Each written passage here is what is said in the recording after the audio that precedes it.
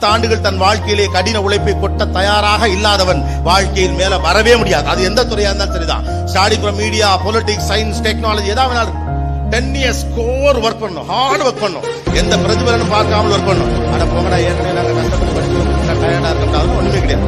ஒரு துவக்கம் என்பது எப்போதுமே டயர்டா இருக்கும். சக்சஸ் மேட்டரே கிடையாது. சக்சஸ் ரீட்டைன் பண்றதான் விஷயம். ஒரு வேலைக்கு ஒரு பெரிய விஷயமே கிடையாது. அடுத்து 4 பேருக்கு வேலை வாய்ப்பை உருவாக்க வேண்டும் என்ற தவிப்போடு நீங்கள் ஓட வேண்டும் என்பதுதான் விஷயம்.